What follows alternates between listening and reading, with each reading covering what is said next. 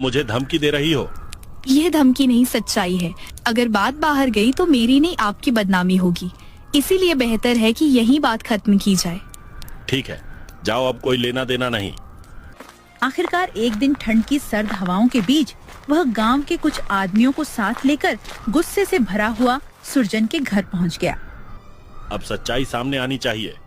ये औरत सड़े हुए आलों से पराठे बनाकर लोगों को खिला रही है, इसी तरह कमाई कर रही है और गांव का नाम खराब कर रही है। सेठ जी, यह सरासर झूठ है। मैं जो पराठे बनाती हूँ उनमें अच्छे आलू ही इस्तेमाल करती हूँ। किसी के स्वास्थ्य से खेलने का पाप मैं नहीं कर सकती। मेहनत और ईमानदारी से भी कमाई बढ़ सकती है। सिर्फ शक के आधार पर इल्जाम लगाना ठीक नहीं है। सेठ जी झूठ नहीं बोलते। अगर आलू खराब नहीं होते तो इतनी जल्दी कमाई कैसे बढ़ गई? जरूर कुछ गड़बड़ है, इसलिए जांच होना जरूरी है। अगर आपको संदेह है तो जांच कर लीजिए, मुझे किसी जांच से डर नहीं है। जांच तो जरूर होगी, सच देर सवेर बाहर आ ही जाता है। गांव का एक आदमी अंदर गया और बोरियां खोलकर देखी तो उनमें सिर्फ अच्छे आलू ही मिले। ये देखकर लोग समझ गए कि कावेरी पर लगाया आरोप गलत था और वे सब उसके पक्ष में बोलने लगे। सेठ जी, अब तो साफ दिख रहा है कि आपने बेवजह इल्जाम लगाया था। हमने अपनी आंखों से बोरियां खोलकर देख ली, इनमें तो सारे आलू अच्छे हैं। आप ही ने पहले सड़े आलू दिए थे और अब उसी का दोष कावेरी पर मढ़ रहे हैं। मेहनत करके कोई आगे बढ़े तो आपको जलन होने लगती है, ये ठीक नहीं है। गांव में किसी की इज्जत से खेलना आसान नहीं होता।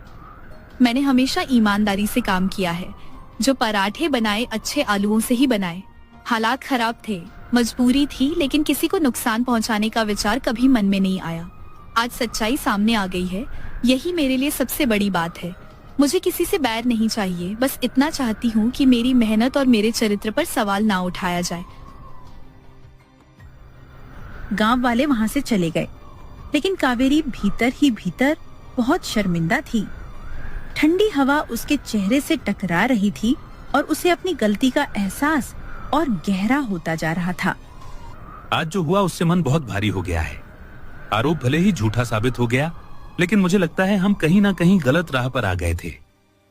मैंने पहले ही रोका था, पर हालात ऐसे थे कि हम बह गए।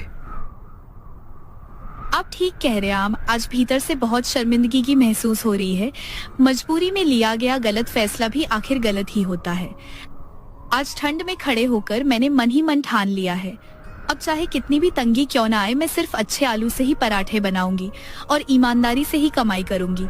बस आप मेरा साथ बनाए रखिए, मिलकर हर मुश्किल पार कर लेंगे।